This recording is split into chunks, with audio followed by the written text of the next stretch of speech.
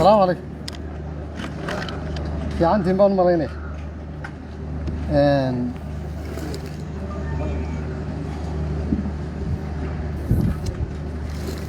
ولي ما بلعبيني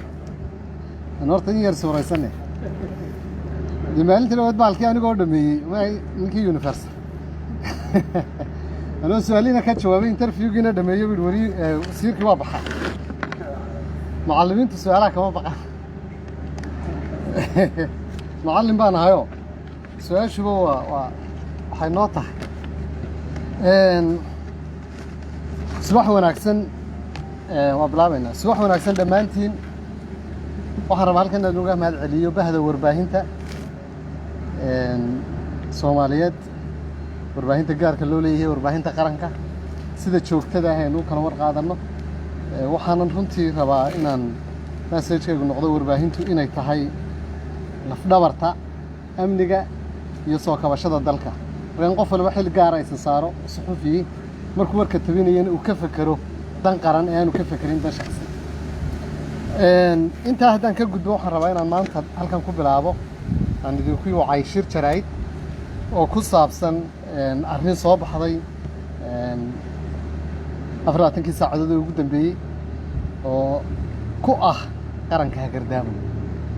arrintaas waxay tahay sida ogeydeen 15 December waa kii xumaaday calaaqaadka Soomaaliya iyo Kenya wanagii u yeeranay danjiraheennii iyo safaaradda tiimkii naga joogay calaaqaadkiina way nagii hoos u dhignay intaa kadib waa tii la isugu tagay shirkii Djibouti ee madaxda igad shirka waxa la saaray guddi xaqiiqo raadina oo warbixin ku soo celiyay igad waxaan idinku yeelay maanta warbixintii oo soo baxday warbixinta igada soo baxday aad bay Soomaaliya u soo dhaweysay markii loo xil saaray dawladda Djibouti ee walaalaan nahay in ay arrinta gasho iyadu oo ay xaqiiqaad noqoto oo ay soo aruuriso xogta riboodkii uu soo baxay riboodka waxa hogaaminaya 7 xubnood oo ha guddida xaqiiqaadka waxay ahaayeen 6 reer Djibouti ah iyo xubin ka socotayga 6 reer Djibouti waxay ahaayeen ambassador Yaasiin Cilmi Buux oo ah safiirka Djibouti u fadhiya Kenya ambassador Aadan Xasan Aadan Belelo oo ambassadorka Djibouti u fadhiya Soomaaliya General Daahir Cali Maxamed oo ah general ka tirsan ciidamada Djibouti Colonel Cali Aadan Colonel Maxamed Barxad Colonel Hussein Idris iyo xogayaha oo ka socday iga riboodkii soo baxay dawladda Soomaaliya wuxuu ku noqday fajac iyo amankaag iyo qaadan waa waxaan loo fadhiin oo aan la filahayn wuxuu ka hadlayaa riboodka ama warbixinta ay guddidu soo saareen waxa la wixii Soomaaliya ay dibsanaysay ee ay sheegatay guddidii xaqiiqo raadinta ee Djibouti ka socotay waxay ka soo saareen waxkama jiraan airspace-ka ama hawada oo lagu soo xadgudbay waxay yiraahdeen Soomaaliya khaldanaydo aan kala reebin diyaaradaha kuwa xamuulka iyo kuwa dadka qaaday iyo kuwa ciidanka iyo kuwa waxaan loo diray waxay ka hadleen ciidamada Kenya inaana imanin dhulka Soomaaliya waxay qoreen inay arrintu tahay arrin hore oo Soomaaliya iyo Kenya ka dhaxaysay ee aanay ahayn arrintan hadda keentay calaaqaadka loo jaray waxay isticmaaleen waxay yiraahdeen the long standing grievances Djibouti ee Soomaaliya iyo ka dhaxeeya Kenya ma jirin marka laga reebo arrinta badda arrintaana runtii arrin gafa oo la khalday bay ahayd waxay kaloo ka hadleen inaanay ciidamada Kenya ee AMISOM qaybta ka ahi ka bixin deegaano muhiim ah oo lagu dhibaateeyay markay ka baxeen dadkii Soomaaliyeed ee gobolka Gedo gaar ahaan Buusaar iyo Faxfaxdhoon iyo deegaamadii aynu ka soo sheekeynay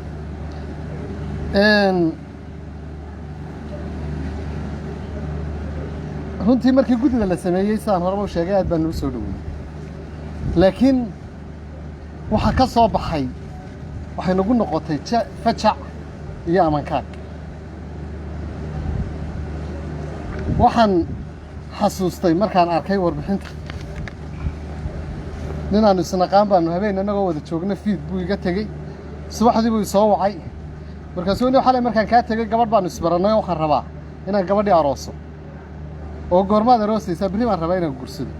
wax ku dee dhaqan baynu leenahay horta inaad qoyska iyo gabadha iyo barato soo ma ahayno wuxuu yidhi gabadhani nin aniga ka horreeyaba weligeed salaamu calaykum ma odhan telefoonna kama qaban dhalinyarada aad baa u fahmaysaan dabeedna waxaan ku yidhi oo yaa kuu sheegay inaanay weligeed qofna salaamu calaykum odhan telefoonna ka qabano iyadaa ii sheegtay dhammaan riboodka waxaa ku qoran Juma ii sheegtay Monica Juma wasiirka difaaca Kenya sida ay tiri as Monica Juma said waxaa ku qoran riboodka Juma ii sheegtay riboodkii Monica Juma ayaanu markaa halkan akhriin I wish inay iyadu qori lahayd sababtay wax badan bay ka xishoon lahayd haddii iyadu qori lahayd wasiirka difaaca Juma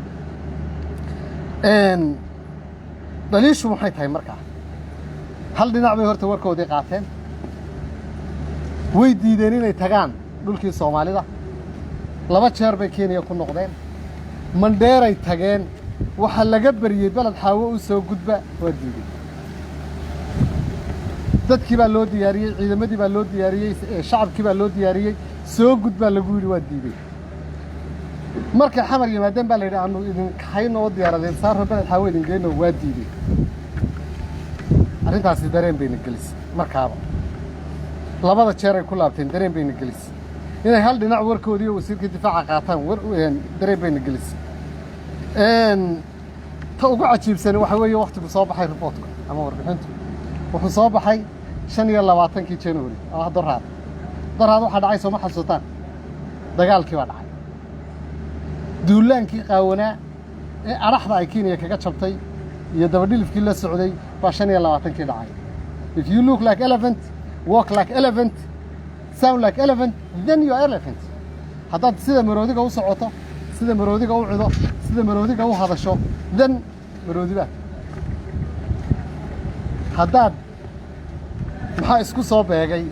25 iyo riboodka waxaanu ka fahanay in lagu bari yeelo waxay doonayeen inay gobolka gada qabsadaan dabadeedna la bari yeelo yiraahdo Kenya kuma jirto ayaaba cajiibka waxa kamid ah ribood ku jira waxaanu diyaarad baanu ku dul marnay xuduudda oo ma joogaan ciidamadkii waxaanu wareysanay qolada Jubbaland waxay noo sheegeen inaan ciidanka Kenya halka ka bixin waxa soo dhan waxa ahaa wax bias ah baseless ah unfair ah impartial wuxuu ka soo horjeedaa riboodku dhexdhexaadnimadii loo saaray wuxuu ka soo horjeedaa warbixintu shalayto statementkii ama qoraalkii uu soo saaray Muuse Faqi madaxa African Union AU-da ee uu lahaa dagaalka gado wuxuu u dhaxeeyaa Soomaaliya iyo Kenya AU-di ayaa qiraysa in dagaalku uu yahay laba geesood waxa nasiib darro ah in walaaladeen inta qiri waayaan oo ay khilaafaan warkii AU-da waxay khilaafeen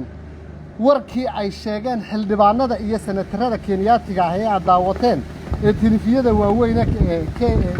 Kenya TV ka dhaxayay ee ahaa in dagaalku uu u dhaxeeyo Kenya iyo Soomaaliya Kenya inay faraha ka qaado arrinta Soomaaliya waxa ay riboodku ka hor imanaya shacabka gado ee madaafiicda iyo missileska ay carruurta ka laayeen ee Kenyaatiga ku soo rideen ay numeedkoodii daawacoodii daawanayeen waxaas oo dhan ayuu warbixinta ay soo saareen generaalada iyo safiirada Djibouti uu meel ka dhac ku yahay oo ka hor imanaya ilaa African Union ilaa iyo shacabkii gado Soomaaliya iyo Djibouti ma rabo arrintu inay noqoto arrin Soomaaliya iyo Djibouti u dhaxaysa waa arrin warbixin khaldan ku kooban kullu ibn aadam khada wa khayra khadaayina tawaabun qofku wuu khaldami karaa meel buuna ka dhici karaa bini aadam baana loo yahay laakiin Djibouti waa walaaladeen waa ehelkeennii waa walaalkeennii yaraa ee inagu aynu korinay ee xornimadiisa keenay ee ka shaqaynay without us la'aanteen Jabuuti dalna ma noqoteen xorna ma noqoteen waxyaabihii ugu badnaa in lixdamaadkii iyo toddobaatanaadkii Soomaaliya loola dagaalayayna waxaa ka mid ahaa xorriyadda Jabuuti ee ay geed dheer iyo geed gaaban u fuulaysay si ay ula dagaalanto super powerskii dunida jiray oo Faransiisku kow ka yahay ee haystay Jabuuti ee Security Council-ka iyo majlis aan fadhiyay ee veto power ka lahaa nuclear-ka lahaa ayay Soomaaliya iska hormadoobaysay si ay reer Jabuuti xorriyad ugu noolaadaan heesihii loo qaaday kaydka radio Muqdisho yaalin maalintii la diiday in xorriyadda la siiyo 67 midnimadeennii mugdi gasho magaceen baayay Soomaaliya oo dhani weer cas bay qaaday midnimadeennii mugdi gasho magaceen baayay weer cas baa la wada xidhay in Jabuuti loo diiday xornimadii markay xorriyadda heleenna waabaa beriyay bilicsan arooriyo baxsan maalin boqoran bay noo qaaday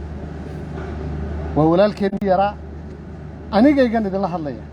waxaan xasuustaa waa uu imanayay madaxweynihii hore Jabuuti Xasan Guuleed Abdidoon ilaahay oo naxariisto 7 subaxnimo yani voluntarily xitaa ma jiro markii la yiri maamulaha la yiri maanta madaxweynaha Jabuuti baa imanaya waanu yaacnay ilaa iyo 3 galabnimo 4 galabnimo casarkii subax 7 baan cararnay si aanu isu taagno jidka airport 4 galabnimo annaga aan biyo cabin oo waxba cunin oo annagu iskayo u yaacnay si aanu u aragno madaxweynaha iyaga labaad ayaanu soo martay waxaanu jecelnahay wanaagooda waxaanu jecelnahay guushooda waxaanu jecelnahay horumarkooda laakiin reportkani wuxuu stain baa la yiraahdaa Englishka bar aan tirmin 100 sanadood ku noqonaya walaalnimada markaas oo kale walaalka mararka qaar yani waxay arintani hadaa saashanaysaan Kenya ma faragelinayso Soomaaliya macnaheedu waxa weeye farageliye arintaasi arin siyaasad laga daya maaha walaaladeenna gudida soo saaray reportkan waxay dhaawacayaan walaalnimada xasay islaahay inay ka noqon doonaano ay raaligelin ka bixin doonaan gudidaasi 6 xubnood ee reportka qoray ehelnimada walaalnimada meel bay kaga dhacay sababtoo waxaan anagu u aragnaa dulmigu waa laba dulmiga qofka cadawga ah ku dulmo iyo dulmiga uu ku dulmo walaalka labada dulmi hadda waa dulmi isku mid ah laakiin waxa xun dulmiga qofka walaalka ah ku dulmo quraanka marka culimadu fasirayaan laqad dalama akhaaka marka laga hadlayo laqad dalama akhaaka waxa weeye uu ka fog yahay bay yiraahdaan dulmiga walaalka dulmiga kale ee qofka aawil bay saysay uu ku dulmo ninku xiga naxliga ku gala naari kugu beer meel buu kaaga dhacaya aadanu uga xunnahay arrinta laakiin waxa hadda grievance oo nagu jira ma jiraan oo walaalka haduu ku guddi baa khaldantay reer Jabuutina ma khaldamin shacabkii Jabuutina ma khaldamin dawladoodina waa dawladeenu la saaxiibka ahayna walaalaha ahayn walaalka haduu gaban yahay geela kula raaco asaanad guulguuli karin geel soo halaabo inta gaawe loo soo lisaa geed la hariya walaalkaaga yari haduu khalad sameeyo lama dilay caana la siiyo waxaan rabaa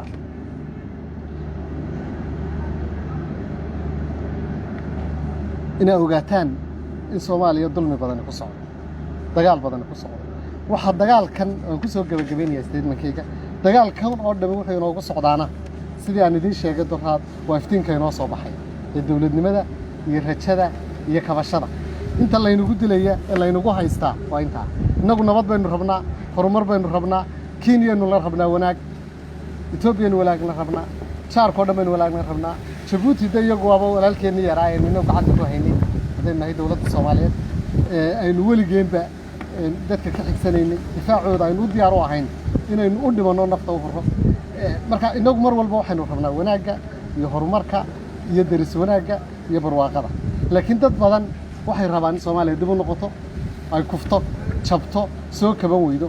laakiin sidan oo kale waxay ku dhacday 1940kii dalka weyn ee Britain la yiraahdo Ingiriiska meel walba waa laga soo weeraray cir iyo dhulba waa la isaga yimi walaalkoodii Mareykanka ahaana dib uu dagaalkii isaga taago waxba waa la gali waayay hadalkii Churchill baan ku soo gabagabeynayaayo markay dadku yaabeen yiraahdeen miyaynu isdhiibaynaa wuxuu yidhi Churchill we shall never surrender weligeen isma dhiibi doono maanta waa ku ayagu dunida ka talinaya Soomaaliyana mar bay ka talin doontaa geeska iyo gobolka waa mahadsantahay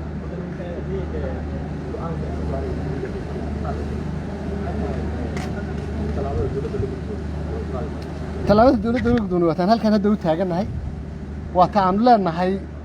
warbixintani waxay ka soo horjeedaa African Union statement-koodii waxay ka soo horjeedaa xildhibaanadii iyo senatarada reer Kenya warkoodii waxay ka soo horjeedaa ciidan cadaymihii waxay ka soo dagaalkii dhacay bay ka wixii oo dhan waa la arkaya marka waxaan rabnaa inaan dhaahno wixii aad soo qorteen iyo waxa meesha ka jira isku mid maaha waana naga cadaynay magacaygu waa Yuusuf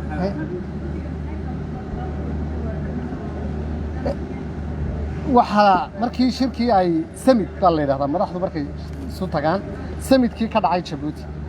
ka dhacay IGAD madaxda IGAD isugu tageen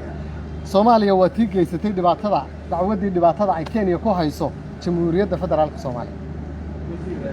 kadib halka waxa ka dhashay bal arrintan dhibaatada ah ee Soomaaliya sheeganayso in loo diro guddi xaqiiqad raadisa guddidii oo ay ku jiraan 4 sarkaal iyo 2 safiir iyo xubin IGADii ayaa tagay dan dabadeedna waa kuwa Kenya ka dhamaan waayay labada jeer ku noqday ilaa Mandheere tagay meel walba maray reportkii mar walba wuxuu yiri Juma tiri uu nagu yiri reportkii waa kaas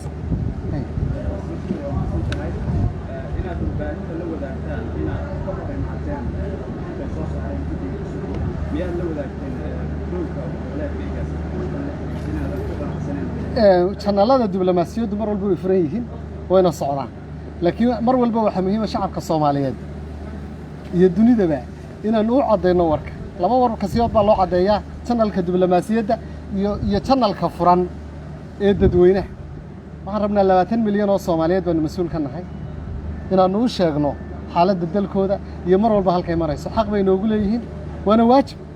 inaan u cadeyno dhahno guddidii warkaas ay soo saartay warkiina waa inta aan idin sheegay waxa ay soo qoreen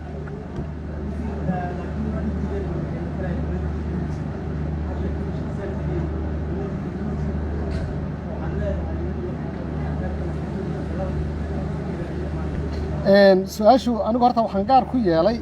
guddidu waa shakhsigu isagoo dawladda diratay ayuu sometimes adiga haddii imka dawladda ku dirato laga yaabaa si aad adigu ku jecelayd ama si aad wax u necbayd waa xaakinka ama qofka judgment-ku iyadoo dawladdu xaakin kaa dhigtay soo cadaalad darro ma samayn kartid ya adigoo xaakim oo guddoomiye maxkamadeeda ma odhan kartid dawlad baa kuu magacawday laakiin personality-ga iyo akhlaaqda iyo dhaqanka ayay ku fiican tahay guddidu marka marka waxaan arkayaa guddida xaqiiqa raadinta ahi in ay ku sameeyeen walaalnimadeennii bar madow oo u baahan in la tiro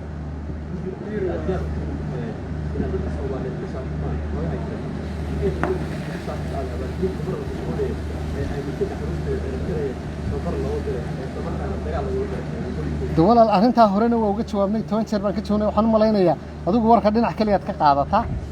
taasina kuuma fiicna saxaafad ahaan warkaagana waan hayaa laakiin mid baan kuu sheegaya